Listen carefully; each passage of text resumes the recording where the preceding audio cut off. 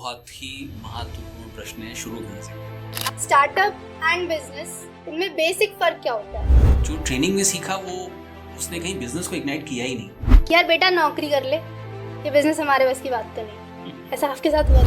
ये जर्नी आसान नहीं है।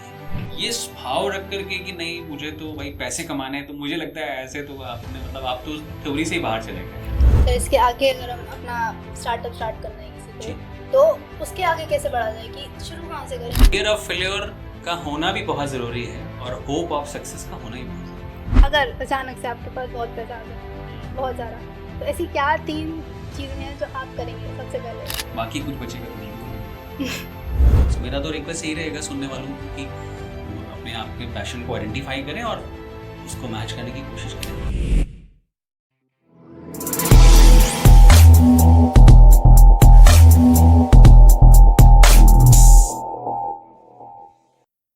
The next Bill Gates won't build an operating system, and the next Nikola Tesla will not replicate the design of AC systems.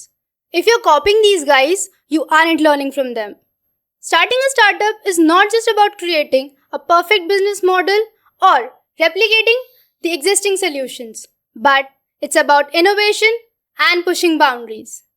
I'm your host Arpita Sen, and I welcome you all to yet another episode of ACES podcast, Vision to Venture, where we will explore the world of innovation and startups. Today, we are thrilled to have Mr. Mahendra Kumar Gupta, CEO of iNurture Incubation Foundation, a non-profit technology business incubator backed by ABS Engineering College and supported by various government bodies. iNurture has mobilized funding of over rupees 10 crores. Mahendra sir's achievements are impressive. 2 patents under his belt and a prestigious Young Achievers Award in entrepreneurship development. Let's dive deep into the world of entrepreneurship and startups with him. Sir, पहले थोड़ा सा basic से start करते हैं। Startup and business, इनमें basic फर्क क्या होता है?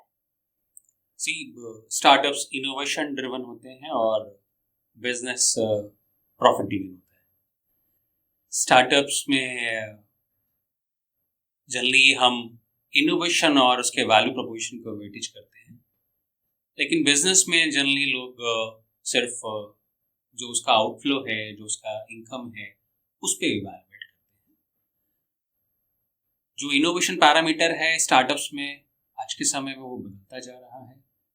जैसे कि डीप टेक स्टार्टअप्स की बात होने लगी है और patent, core innovation, core value proposition की बात होने लगी है।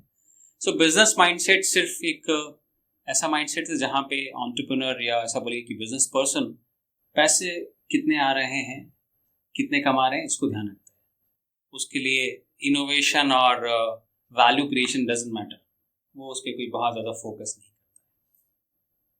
Okay, so basically startup में we focus on technology and its upliftment, and business में it's not important कि हो रहा है नहीं हो रहा है, it's fine. तो बिल्कुल सही बात है। बिजनेस में टेक्नोलॉजी का इन जनरल बिजनेस में टेक्नोलॉजी की बहुत ज़्यादा डिस्कशन नहीं होता। और भी मैं बहुत बेसिक से बात करूँ तो buying and selling is a business. कुछ भी आपने खरीदा और आपने देखा होगा कि हमारे समाज में बहुत सारे ट्रेडिंग के बिजनेस चल रहे हैं। वो एक जगह से परचेज करते हैं और दूसरी जगह बेच देते हैं, उसमें उनका प्रॉफिट मार्जिन छुपा हुआ है। लेकिन स्टार्टअप्स के सेगमेंट में आपने सही कहा, टेक्नोलॉजी का इन्वॉल्वमेंट है, वैल्यू का इन्वॉल्वमेंट है, कस्टमर एक्सपीरियंस का इन्वॉल्वमेंट है और बहुत सारी ऐसी चीज़ें, ऐसी बातें जो शायद सामान्य भाषा में किसी कस्टमर के लिए या यूज़र के लिए बिजनेस ओनर नहीं सोचता था, आज स्टार्टअप सोच रहा है।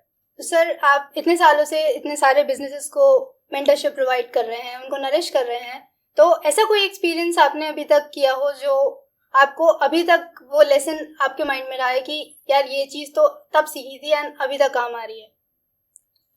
ऐसे बहुत सारे एक्सपीरियंस हैं और जब मैंने अपनी जर्नी स्टार्ट करी थी तो उस समय तो स्टार्टअप्स की बात कहीं होती भी नहीं थी, सिर्फ एंटरप्रेन्योरशिप की बात होती थी। और हम जिस तरीके के प्रोग्राम से और जिस मॉडल में ट्रेन करे गए, ये 2010 के पहले की बात है, 2004-06 के आसपास की, उन मॉडल्स में फंडामेंटल ऑफ एंटरप्रेन्योरशिप पे बहुत फोकस किया गया।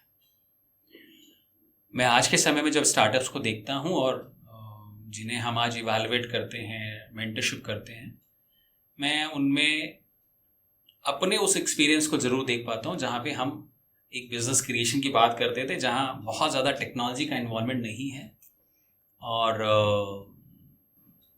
सिर्फ बिज़नेस की वैल्यू क्रिएशन की बात है और बिज़नेस को बड़ा करने की बात है, एक्सपेंशन की बातें हैं।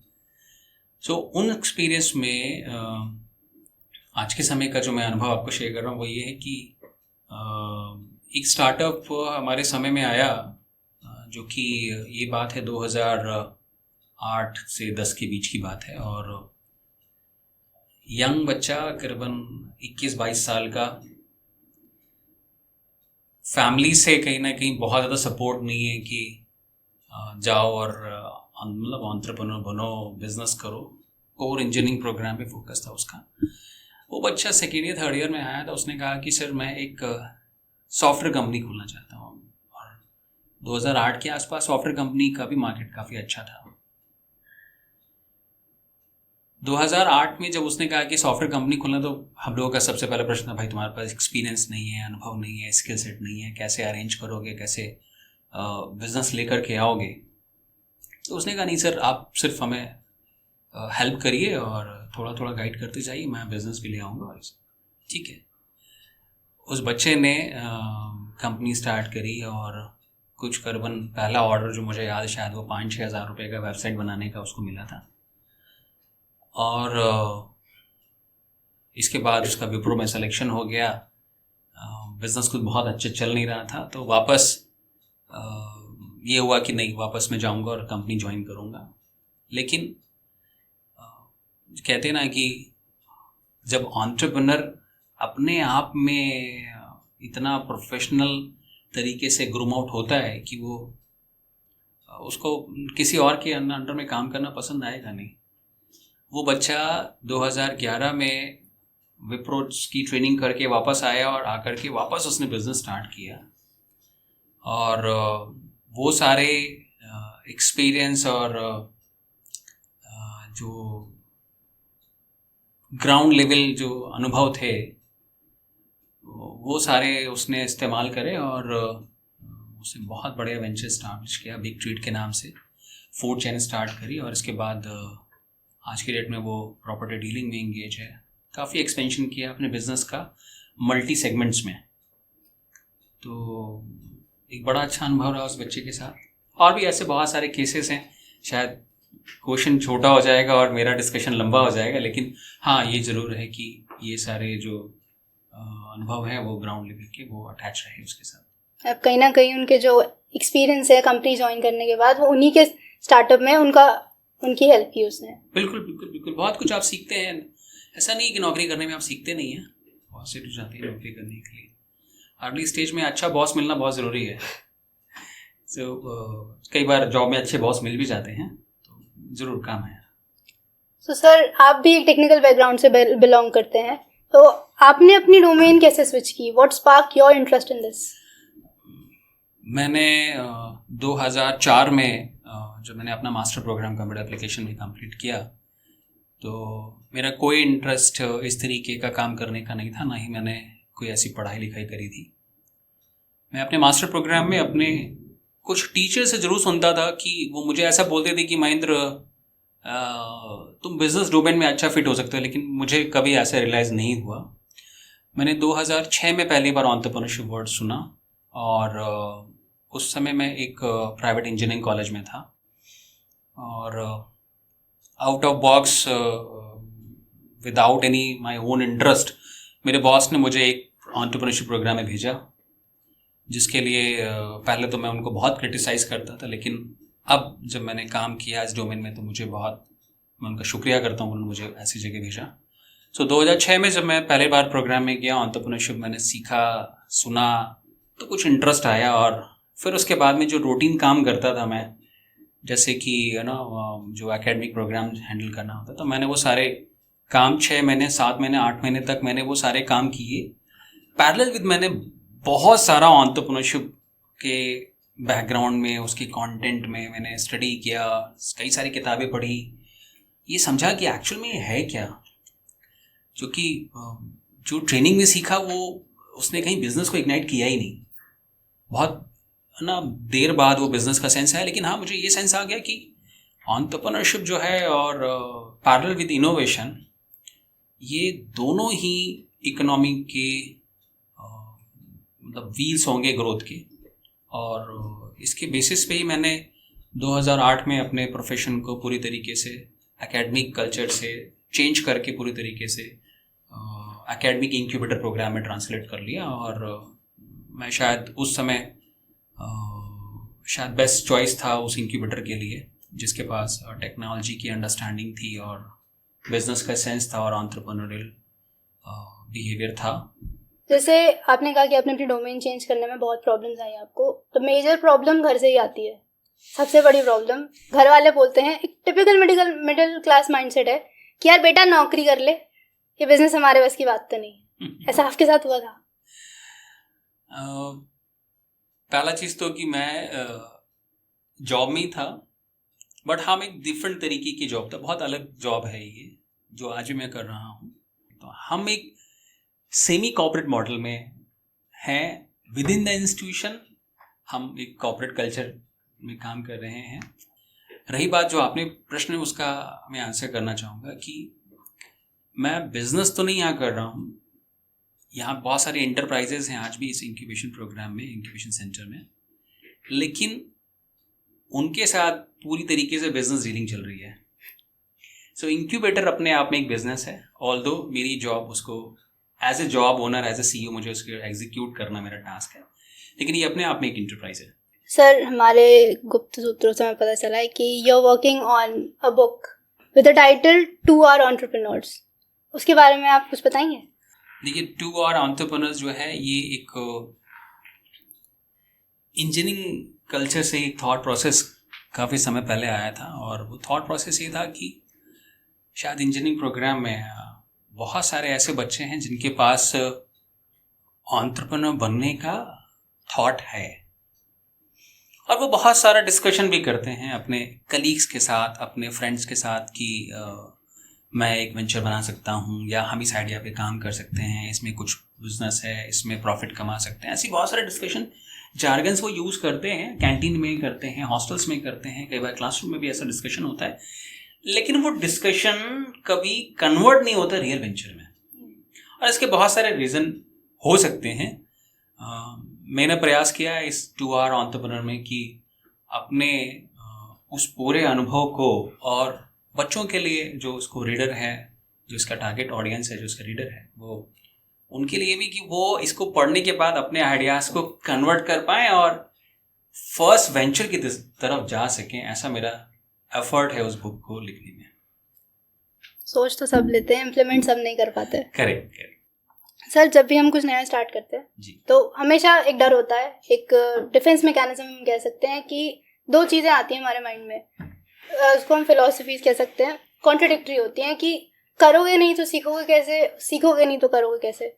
तो आप किसको एडवोकेट करेंगे?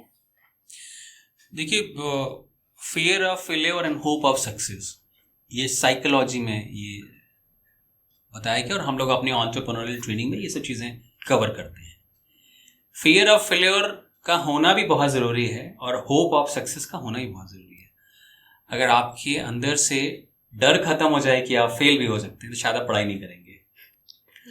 और अगर आपको ये एंटिसिपेशन आ जाए कि नहीं आप तो पास ही हो जाएंगे, तो भी आप पढ़ाई नहीं करेंगे। तो ये दोनों ही चीज़ें बहुत अच्छी नहीं है, दोनों ही चीज़ें आपके लिए एक मेगा रिस्क है। सो एक बैलेंस सिचुएशन जहाँ पे फियर ऑफ फेलियर भी है और जहाँ पे होप ऑफ सक्सेस भी है, इसको कहीं ना कहीं बैलेंस करने की ज़रूरत है।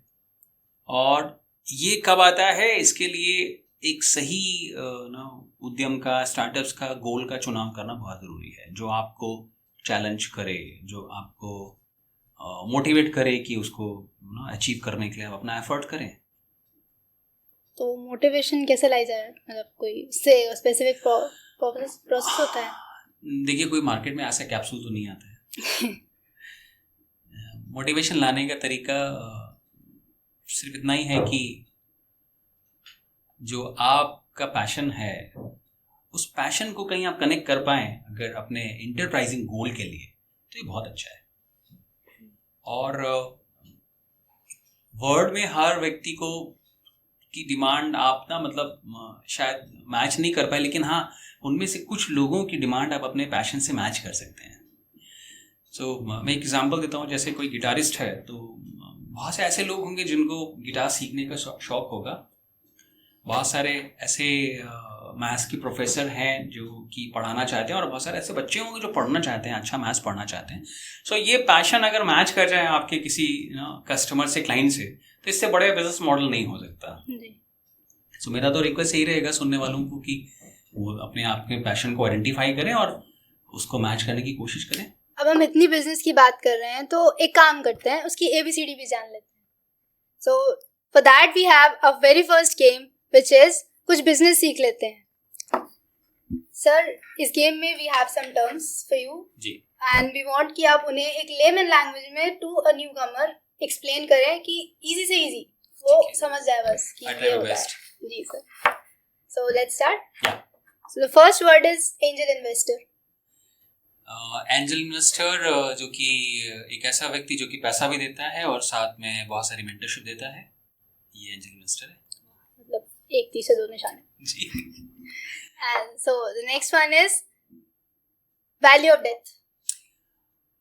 वैल्यू ऑफ डेथ वो ड्यूरेशन है जहाँ पे एक स्टार्टअप कैश बर्न कर रहा होता है, प्रोडक्ट बना रहा होता है, प्रोडक्ट टेस्ट कर रहा होता है, और वो गो टू मार्केट का इंतजार कर रहा होता है, मतलब इनिशियल स्टेज पर। हाँ, ये वो ड्यूरेशन है जहाँ पे एक स्टार्टअप अपने आइडिया को MVP और प्रोडक्ट बनाने तक, टेस्ट करने तक, वैलिडेशन करने तक एफर्ट करता है, और इन सब में पैसे खर्च होते हैं। पैसे तब आते हैं स्टार्टअप्स के पास जब ये प्रोडक्ट या सर्विस मार्केट में जाता है, जब कंज्यूमर यूज करता है। कंज्यूमर यूज करने के पहले तक जो भी कुछ वो कर रहा है वो सब वैल्यू ऑफ डेथ में आता है। मतलब एक तरीके से हम एक अमाउंट लगाते हैं कि चल जाए तो चल जाए, और नहीं तो फिर उससे आ जाएगा। इसको 2 मिनट अमाउंट से नहीं देखते हैं, इसको ना अगर इसको और अच्छे से समझाऊं मैं आपको, तो किसी भी स्टार्टअप की जर्नी आइडिया से लेकर के प्रोडक्ट तक है, करेक्ट? और प्रोडक्ट पैसे कब देगा? जब वो मार्केट में जाएगा, जिसको हम लोग GTM बोलते हैं अपनी भाषा में, go to market. Product idea से लेकर प्रोडक्ट बनाने तक पैसे खर्च होते हैं। वो पैसे आपके अपने हो, वो एंजल से लेकर के आओ, वो इंक्यूबेटर दे दे, या वो कहीं से भी आपके पास पैसे आए, लेकिन वो पैसे खर्च होते हैं, आपके पास पैसे आते नहीं है।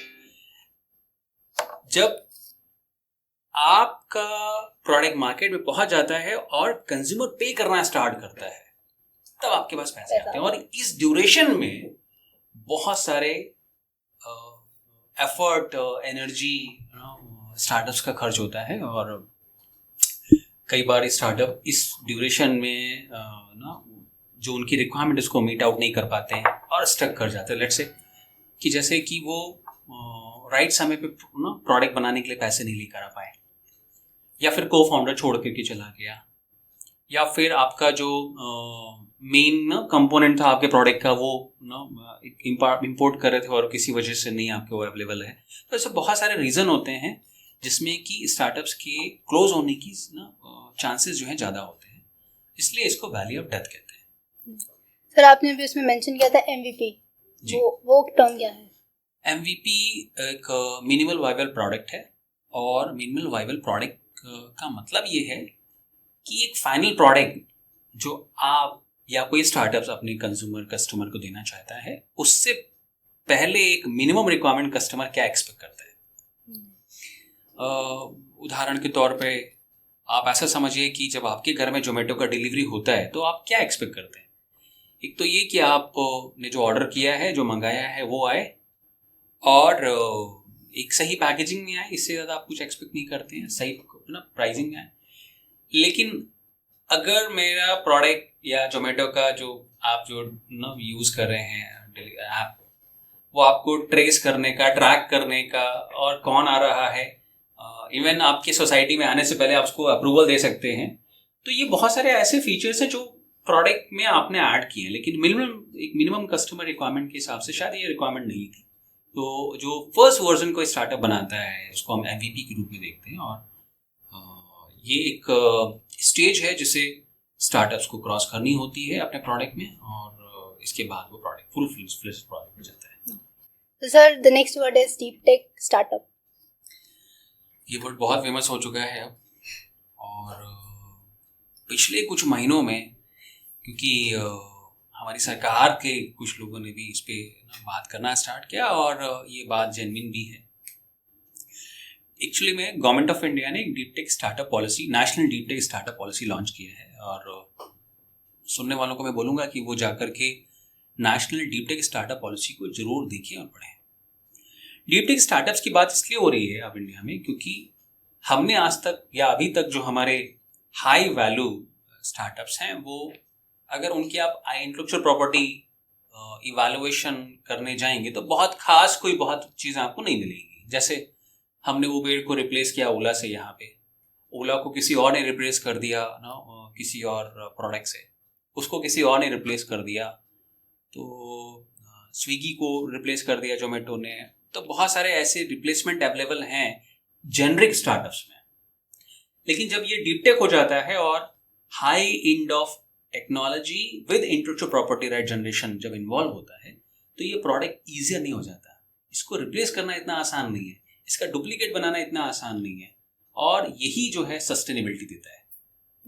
तो इसलिए अब हम लोग डीप टेक स्टार्टअप्स, और जो लोग सुन रहे हैं उनको मैं बोलूँगा कि वो डीप टेक स्टार्टअप्स के विषय में समझें, पढ़ें, और अपने इनोवेशन में, अपने प्रोडक्ट इनोवेशन में टेक्नोलॉजी और इंटेलेक्चुअल प्रॉपर्टी राइट का सही इस्तेमाल करें और जनरेट भी करें। टेक नोट्स, पढ़ो इसको। सो the next is IPO. Initial public offering, ये एक अल्टीमेट स्टेज है किसी स्टार्टअप्स की जो वो देखना चाहता है, क्योंकि from ideation round, seed support, bootstrap to the incubator seed support, then the angel VC, और एक फाइनल स्टेज है जो कि आईपीओ जाती है। आईपीओ का मतलब ये है कि आप अपनी कंपनी में पब्लिक से इन्वेस्टमेंट ले सकते हैं, है ना, शेयर इशू करके। सो जब आपकी कंपनी स्टॉक एक्सचेंज में रजिस्टर हो जाती है, जैसे कुछ कंपनियों ने रजिस्टर कराया अपना, और डायरेक्ट एक इंडिविजुअल आपकी कंपनी का एक शेयर परचेस कर सकता है, तो ये वो स्टेज है जिसको हम आईपीओ बोलते हैं, initial public offering. Sir, bootstrapping आपने मेंशन किया था। बूटस्ट्रैपिंग, देखिए ये वर्ड जो है ये मुझे करेक्ट याद नहीं, लेकिन मुझे लगता है ये डिफेंस सिस्टम से वो वर्ड है। ये बूटस्ट्रैपिंग का मतलब ये होता है कि tie your shoelaces and start running, right.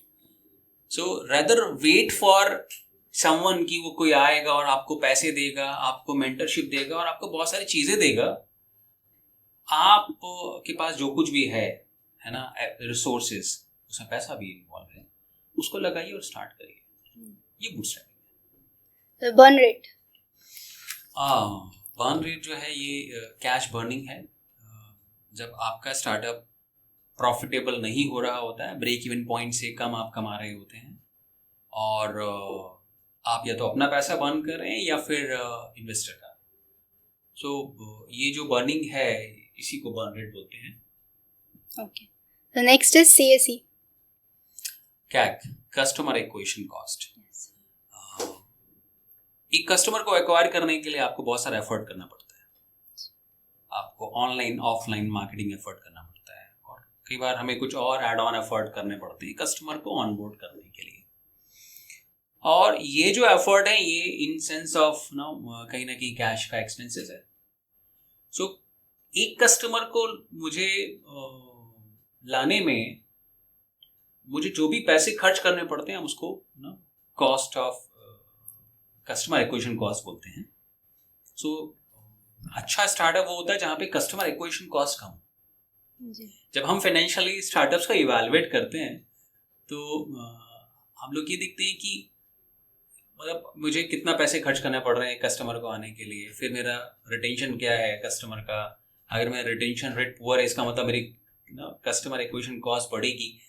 तो हरदम ये कोशिश करा जाता है कि कस्टमर एक्विजिशन कॉस्ट कम हो, अलॉन्ग साइड मेरा रिटेंशन रेट भी हायर हो। मतलब जो कस्टमर मेरे पास आ जाए, मेरे प्रोडक्ट को यूज करना स्टार्ट कर दे, मुझे छोड़ के नहीं जाए, अदरवाइज मुझे नया कस्टमर लाना पड़ेगा। सही। सर, रिटेंशन रेट को हम शॉर्ट वर्ड्स में कैसे समझेंगे? रिटेंशन रेट का शॉर्ट वर्ड ऐसा है कि लेट्स से कि पहले महीने की मार्केटिंग करने के बाद मैंने 1000 कस्टमर लेकर आया और अगले मंथ में मुझे मेरे ना 800 कस्टमर मेरे पास है और 200 कस्टमर मेरे चले गए, उन्होंने रिपीट सेल नहीं करी। तो रिपीट सेल ये बताती है एक कस्टमर की कि मेरा रिटेंशन रेट हाई है। The next word is break even point. Break even point वो स्टेज है किसी भी स्टार्टअप की जहाँ पे ना तो प्रॉफिट है ना लॉस है, न्यूट्रल। हाँ न्यूट्रल। तो ऐसे पॉइंट पे हमें मोटिवेटेड होना चाहिए कि चलो सब कुछ बुरा नहीं हो रहा है, या फिर बिल्कुल बिल्कुल बिल्कुल ब्रेक इवन पॉइंट एक अर्ली स्टेज एंटरप्रेन्योर के लिए ये बहुत बड़ा माइलस्टोन है कि आपने ना उतने पैसे कमा लिए जितने आपने खर्च करने हैं, अब अपनी जेब से नहीं देना। मतलब अच्छा नहीं हो रहा तो बुरा भी नहीं हो रहा। Correct correct correct. अब देखिए बुरा तो नहीं होने वाला, आपको अच्छा ही होने वाला है, क्योंकि ब्रेक इवन पॉइंट के अगला जो स्टेप है, अगर ब्रेक इवन पॉइंट सस्टेन है आपका सर्टेन मंथ से या 1 या 2 क्वार्टर से, तो ये मान के चलिए कि आने वाला समय जो है वो आपके लिए क्रॉस फिंगर अच्छा ही होने वाला है। So the next word is incubator.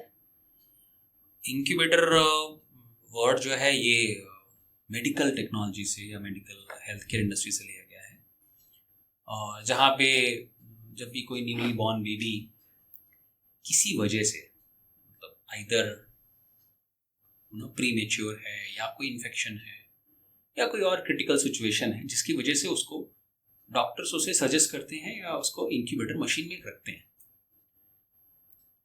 इस टर्मिनोलॉजी को जब हमने बिजनेस से इंटीग्रेट करा गया ना यूएस में 1950 के आसपास, तो ऐसे बहुत सारे लोग जो काफ़ी या ऐसे बोले कि फर्स्ट जनरेशन एंटरप्रेन्योर जिन्हें बिजनेस करने का कोई अनुभव नहीं है, उनके पिछली जनरेशन ने किसी ने बिजनेस नहीं किया, वो लोग और ऐसा इनोवेशन जो मार्केट में टेस्ट नहीं हुआ है अभी तक, पता ही नहीं है चलेगा नहीं चलेगा, प्रोडक्ट फेल हो जाएगा या ग्रो करेगा, ऐसे innovation along with first generation entrepreneur, ये रेयर कॉम्बिनेशन है। अगर ये कॉम्बिनेशन को नर्चर करना हो तो उसके लिए कोई तो सेटअप चाहिए ना, जहाँ पे फर्स्ट जनरेशन एंटरप्रेन्योर को बिजनेस करना सिखाया जा सके, अलॉन्ग विद जो वो इनोवेशन बना रहा है उस इनोवेशन को टेस्ट करने के लिए, उसको अपग्रेड करने के लिए वो सारे रिसोर्सेज दिए जा सके ताकि ये पता चल सके कि इसकी सक्सेस की पॉसिबिलिटी हो सकती है। सो इस इन्वायरमेंट को हम लोग बिजनेस इंक्यूबेटर बोलते हैं, और लार्जली जितने भी बिजनेस इंक्यूबेटर हैं वो नॉन फॉर प्रॉफिट हैं, वो प्रॉफिटेबल नहीं है और वो एकेडमिक इंस्टीट्यूशन में ही है। So lastly we have bridge round funding. देखिए ब्रिज राउंड की रिक्वायरमेंट स्टार्टअप्स को तब पड़ती है जब वो एक शॉर्ट ड्यूरेशन में या कुछ आने वाले समय में वो कोई बड़ी फंडिंग लेने की दिशा में जा रहा है, और लेकिन कुछ समय के लिए उसे कुछ पैसे चाहिए अपने स्टार्टअप्स को रन करने के लिए, उसकी ऑपरेशन कॉस्ट को चलाने के लिए। तो ये एक छोटा राउंड ऑफ फंडिंग है with the investor, with the angels, और जिसका पर्पस जो है वो एक छोटा अमाउंट रेज करना है ताकि अपनी कंपनी के ऑपरेशन कॉस्ट को मैनेज किया जा सके। सर इसके आगे अगर हम अपना स्टार्टअप स्टार्ट करना है किसी को, तो उसके आगे कैसे बढ़ा जाए, कि शुरू कहाँ से करें हम? बहुत ही महत्वपूर्ण प्रश्न है, शुरू कहाँ से करें, क्योंकि शुरुआत ही बहुत मुश्किल है जी। इसके बाद तो सब हो जाता है। और मैं थोड़ा सा रिफर करना चाहूँगा अगेन जो हम अभी फर्स्ट सेशन में बात कर रहे थे कि the doer entrepreneur. So dreamers से डूअर बनने के लिए आपको सिर्फ अपने लाइफ के रोज के 2 घंटे निकालने, सिर्फ 2 घंटे आप उस आइडिया पे काम करिए, उस इनोवेशन पे काम करिए जिसको आपने बनाया है, सिर्फ दिन के 2 घंटे। और पहला तो ये, दूसरी चीज ये कि कोई ना कोई अच्छा मेंटर ढूंढे, एक ऐसा व्यक्ति जो आपको इस दिशा में हेल्प कर सकता है, क्योंकि ये जर्नी आसान नहीं है। हाँ, इसको आसान बनाया जा सकता है अगर आपने सही मेंटर्स का चुनाव कर लिया, और अगर आपने इसके पैरेलल एक शोल्डर टू शोल्डर को फाउंडर तैयार कर लिया, टीम तैयार कर ली, तो ये जर्नी बहुत आसान लगेगी आपको।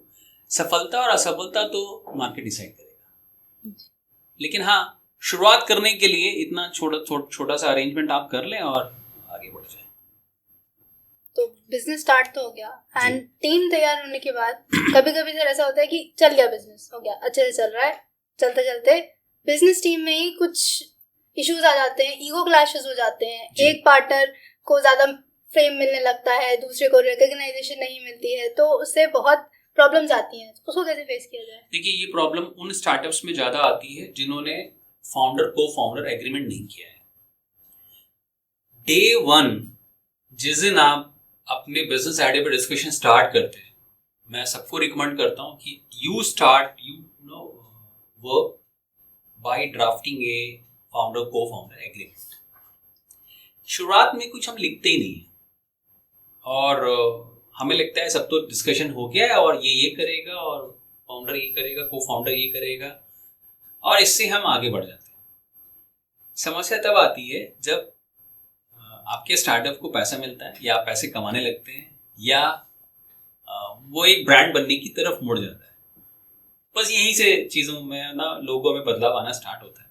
तो मेरा रिक्वेस्ट सबको ये, मेरा रिकमेंड ये करूँगा कि आप फाउंडर को फाउंडर एग्रीमेंट डे 1 कर लें, रोल डिफाइन कर लें कि मैं क्या करूँगा और मेरा फाउंडर का क्या करेगा।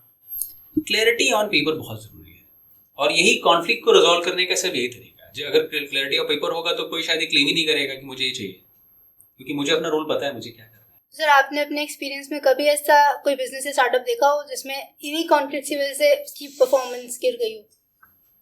हाँ, मैंने बहुत सारे देखे अपने 17-18 साल कोर एंटरप्रेन्योरशिप इंक्यूबेटर में, और उन सब के रीज़न यही थे। मतलब शायद नाम लेना सही नहीं होगा इस पॉडकास्ट में, लेकिन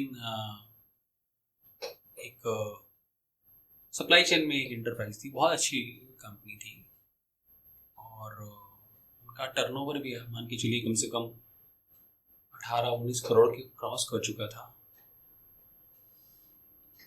मार्केट एक्सपेंशन इतना बेहतर था कि मतलब कोई दूसरा कॉम्पिटिटर था ही नहीं, और सडनली फाउंडर को फाउंडर में कुछ थोड़ा सा क्लैशेस आए कि मतलब पब्लिसिटी मुझे भी मिलना चाहिए, मुझे भी विजिबिलिटी मिलना चाहिए, ऐसा सब चीज़ें आने लगा और वहीं से चीज़ें डिस्ट्रक्शन में चली गई और स्प्लिट हो गया। सो मतलब मुझे personally as a mentor, as a incubator CEO बहुत तकलीफ होती है जब कोई स्टार्टअप नहीं चल पाता है, और वो भी इस वजह से कि यार फाउंडर को फाउंडर का थॉट प्रोसेस मैच नहीं कर रहा है। तो सर, आजकल जितने भी टेक्नोलॉजिकल एडवांसमेंट्स हो रहे हैं, हर एस्पेक्ट में, बिजनेस में, स्टार्टअप में अलग अलग टेक्नोलॉजीज आ रही हैं, तो उनको आप कैसे हैंडल करते हैं और अपने वर्क में इम्प्लीमेंट करते हैं? देखिए, हमने इंटरनेट टेक्नोलॉजी से स्टार्ट किया और अब हम लोग quantum computing, robotics, AI, blockchain, web 3.0, so बहुत सारे ऐसे नए टेक्नोलॉजी की तरफ अब मूव कर रहे हैं और जिसमें नए तरीके के बिजनेस का इवोल्यूशन हो रहा है। हमें इन सब चीज़ों को पास से जानने का अनुभव मिलता है और इनके यूज़ केसेस और एप्लीकेशन को देखने का अनुभव मिलता है, बिकॉज हर दिन कोई ना कोई एक ऐसा स्टार्टअप आता है जो एक नए थॉट प्रोसेस के साथ आता है, नई टेक्नोलॉजी के साथ आता है, और या बोलिए कि वो टेक्नोलॉजी का एक यूज़ केस लेकर आता है। so, वो गेमिंग में भी हो सकता है, वो एआई में भी हो सकता है, रोबोटिक्स एंड रोबोटिक्स में भी हो सकता है। तो मुझे ये मतलब मज़ा आता है लोगों के टेक को इवैल्यूएट करना और उनके यूज़ केस को समझना। सेकंड, मैं ये दिख रहा हूँ कि आने वाला जो समय है वो इन टेक्नोलॉजी के अराउंड बिजनेस को बड़ा करने का और बनाने का है। आपके स्पॉट से मैं लोगों को ये भी बोलना चाहूँगा कि अगर वो किसी बिजनेस आइडिया पे काम कर रहे हैं तो वो कोशिश करें कि वो एक निश यूज़ केस को पकड़े, उसके एप्लीकेशन को देखें, और ये जो टेक्नोलॉजी जो नई टेक्नोलॉजीज के अराउंड है, अगर इसको वो इमेलिगेट कर पाते हैं अपने बिजनेस में, तो मुझे लगता है कि ये एक बहुत रेयर कॉम्बिनेशन होगा और ये विनिंग स्टार्टअप बिल्ड करने की एक स्ट्रैटेजी भी हो सकती है. So now let's move on to our next game, that is potential future business. Sir इस गेम में वी हैव सम आइडियाज, मतलब हमने अपने कॉलेज स्टूडेंट से सबसे आइडियाज कलेक्ट किए थे ऑफ पोटेंशियल बिजनेसेस कि उनको अगर बिजनेस स्टार्ट करना हो तो वो क्या उनके आइडियाज क्या हैं. तो उन्होंने कुछ आइडियाज दिए हमें, एंड आप बताइए कि is it a good idea और इसमें और इम्प्लीमेंटेशन क्या कर सकते हैं to make it a success. So the first one is sir कि एक वेबसाइट बनानी है हमें जिसपे we will list down all the second hand items जो ऑलमोस्ट सारे कॉलेज स्टूडेंट्स यूज़ करते हैं, notebooks, books, notes, furniture, everything जो एक कॉलेज स्टूडेंट को यूज़ में आते हैं. जैसे फर्स्ट ईयर स्टूडेंट्स आ रहे हैं, फोर्थ ईयर वाले जा रहे हैं, फोर्थ ईयर वालों की कुछ चीज़ ऐसी होती हैं जो फर्स्ट ईयर वालों को यूज़ में आती हैं. राइट. तो वो उस प्लेटफॉर्म पे अपनी चीज़ों को अपलोड करेंगे इन अ मिनिमम प्राइस, एंड हम एज अ मीडिएटर काम करेंगे बायर और सेलर के बीच में. उनको एक प्लेटफॉर्म चार्ज देंगे. और मैं समझ गया, कैंपस OLX है ना, समथिंग लाइक दैट, है ना, कैंपस OLX. हाँ बिल्कुल, आप बना सकते हैं, ट्राई कर सकते हैं. ये एक बहुत इनोवेटिव तो नहीं बोलूँगा, लेकिन हाँ ये एक रिक्वायरमेंट है.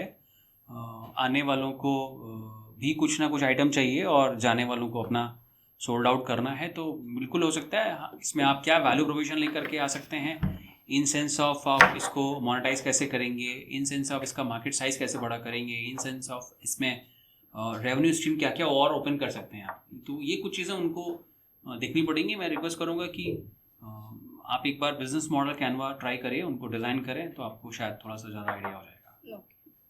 सो next up we have the idea जिसमें हम होम मेकर्स हैं जो सर जो घर पे काम मतलब हाउस वाइफ खाना बनाती हैं, तो उनको हम कनेक्ट करेंगे विद द पीपल जिनको खाने की ज़रूरत है, घर के खाने की ज़रूरत है, जो अपने घर से दूर रह रहे हैं, हाँ समथिंग लाइक दैट. लेकिन वहाँ पे हम उन सीधा जो अमाउंट जाएगा वो होम मेकर्स को जाएगा, नो बीच में कुछ भी नहीं. क्योंकि होम मेकर्स का क्या है, वो उनको कोई डिलीवरी सोर्स नहीं मिलता है अपना खाना पहुँचाने के लिए. तो ये प्लेटफॉर्म उनको एक डिलीवरी सोर्स प्रोवाइड करेगा कि हम आपका खाना लेके उन बच्चों के पास या उन लोगों के पास जाएंगे. देखिए, मैं जो अभी सेंस कर पाया हूँ वो ये है कि कोई होम मेकर है जिन्हें खाना बनाना अच्छा लगता है, और अदर साइड में ऐसे क्या बोले कि कस्टमर है जिनको होममेड खाना खाना है. ठीक है, इसमें मैं थोड़ा सा वेरिएशन करने की कोशिश कर रहा हूँ, शायद जो जिनका आइडिया उनको शायद अच्छा लगे और वो एक बार इसको देख लें. देखिए, home maker food in A high scale business ये बहुत चैलेंजिंग है, क्योंकि the moment you start scaling now your food preparation, your packaging and all delivery, तो कहीं ना कहीं क्वालिटी को मेंटेन करना इतना आसान नहीं होता. दूसरी चीज़ एक और है कि इसमें फूड सेफ्टी का और बहुत सारे कंप्लाइंस भी आने लगते हैं. हाँ, इसमें एक कम्युनिटी मॉडल बिल्ड करा जा सकता है. लेट्स से कि मेरे घर में खाना बनता है और मेरे घर में अगर 2 लोगों का ऐड ऑन कर दिया जाए उसमें, और वो मेरी सोसाइटी में या नियर बाई डिस्ट्रीब्यूशन में चला जाए, तो इसमें क्या बुराई है. एक पॉकेट इनकम भी कहीं ना कहीं जो भी ऐसा काम करेंगे उनको मिल जाएगा, और इसको स्केल करने की शायद ज़रूरत ना पड़े. और ये अपने आप एक यूनिक वेंचर के रूप में निकल कर आएगा कि 2 बच्चों के लिए आप सिर्फ खाना बनाना है बस, और ज़्यादा नहीं करना है. तो ये इसमें एक लिमिटेड स्केलेबिलिटी है और क्वालिटी को मेंटेन करना बहुत आसान हो सकता है. और आई गेस कि ये एक जो होम हाउसवाइफ है उसके लिए एक प्राइमरी सोर्स ऑफ इनकम के रूप में जा सकता है. अब हाँ, ये जरूर देखना पड़ेगा कि मुझे इसमें रेवेन्यू के सोर्स में क्या क्या आने वाला है, क्योंकि सिर्फ मतलब इसके प्रॉफिट मार्जिन में कितना क्या आएगा ये थोड़ा सा देखना पड़ेगा. अदरवाइज एक बार वो मेरे आइडियाज़, मेरे सजेशंस को देख करके देखें, मार्केट में इसको टेस्ट करें, फ्रेम आउट करें, रिसर्च करें, शायद उनको कुछ नया वैल्यूएशन मिल जाए. तो sir next idea is one application जहाँ पे हम प्रॉपर पीजीज हुए, फ्लैट्स हुए, फ्लैटमेट्स हुए, उनको हम ढूंढ सकते हैं या फिर अप्लाई करेंगे हम सही पीजीज के लिए उस ऐप में कि ये पीजीज अवेलेबल हैं एंड आप अपने सूटेबल अप्लाई कर सकते हैं? देखिए, मैंने ऐसे आइडिया मतलब पहले भी मैंने बहुत बार सुने हैं कि सर ना मेरे कैसे पहला तो पीजी सर्च कैसे किया जाए, बहुत मुश्किल और होता है। पीजी सर्च करने के साथ साथ जो पीजी मेट हैं उनको वो राइट मैच कैसे हो, है ना। तो आइडियाज़ तो मैंने बहुत सुने हैं, मैं बहुत लंबे समय से इंतज़ार कर रहा हूँ कि कोई इसको एग्जीक्यूट करे और ये मैचिंग करके दिखाए कि मेरी चॉइस का पीजी है और मेरी चॉइस का ही जो है या राइट मैच है मेरा ना जो हमारा पीजी मेट है उसके साथ। तो मैं चाहूँगा कोई इसको करके दिखाए, मैं बोलूँगा एक बार आप ट्राई करें। ये आइडिया इसमें एनर्जी लगाने वाला काम है, तो कोई करे तो मुझे बहुत अच्छा लगेगा। The last idea we have is to support the farmers basically, जहाँ पे हम फार्मर्स को टेक्नोलॉजिकल असिस्टेंस प्रोवाइड करेंगे जो भी उनको चाहिए, क्योंकि उनके पास तो नॉलेज है, उनके पास बहुत नॉलेज है, बट सोर्सेज नहीं है, लैंड नहीं है किसी के पास अच्छी टेक्नोलॉजी नहीं है और रिसोर्सेज नहीं है। तो हम एक ऐसा प्लेटफॉर्म क्रिएट करेंगे जहाँ पे हम उन फार्मर्स को सपोर्ट करेंगे इन सब चीज़ों से। पॉसिबल है बिल्कुल, और मुझे लगता है शायद एक निश प्रॉब्लम स्टेटमेंट की तरफ ही जा रहा है। आज के समय में बहुत सारे ऐसे फार्मर्स हैं जिनके पास शायद वो कैपेक्स परचेज करने की कैपिटल इन्वेस्ट करने की वो क्षमता नहीं है कि वो बहुत सारे tools, machinery, equipment by out कर सकें, और वो भी चाहते हैं कि इंजीनियरिंग ग्रेड एजुकेटेड लोग आकर के फार्मिंग में इन्वॉल्व हों। सो ये मैच फाउंड आउट किया जा सकता है और मुझे लगता है शायद ये एक नई दिशा देगा हमारे एग्रीकल्चर डोमेन को। ऑल्दो बहुत सारे कॉर्पोरेट्स, मेगा कॉर्पोरेट्स जो हैं वो ज़रूर एग्रीकल्चर में आ गए हैं, लेकिन फिर भी एक छोटे फार्मर के लिए टेक्नोलॉजी का सही इस्तेमाल, रिसोर्स का सही इस्तेमाल, मशीनरी इक्विपमेंट का सही इस्तेमाल जो वो नहीं कर सकता, अगर ऐसा कोई उसके लिए कोई स्टार्टअप आता है ऐसा करने के लिए, तो मुझे इसमें संभावना दिखती है, स्पेशली टियर 2 टियर 3 में, जहाँ पे अब जो है वो आने वाले समय में बहुत संभावनाएं हैं, बहुत सारी अपॉर्चुनिटीज अवेलेबल हैं। Okay, we are done with this. And sir, हम लोग जब भी बिजनेस की बात करते हैं जी, तो बेसिकली एक थॉट्स हमेशा सबसे पहले माइंड में क्लिक करता है, यार पैसा ही पैसा होगा, बिजनेस शुरू कर लो, एक बार सेट हो जाए बस, फिर तो पैसा आना ही है। तो आप क्या सोचते हैं इस पर? आपके पहले वाले क्वेश्चन से बिल्कुल मैच करता है। बिजनेसमैन और एंटरप्रेन्योर, एक बिजनेसमैन सिर्फ पैसे के लिए सोचता है और एक एंटरप्रेन्योर पैसा सोचता ही नहीं है। Money is a by product. मुझे ऐसा लगता है कि आप जीवन में अच्छा काम करिए, आपको अच्छी चीज़ों के आने के रूट अपने आप बन जाएंगे।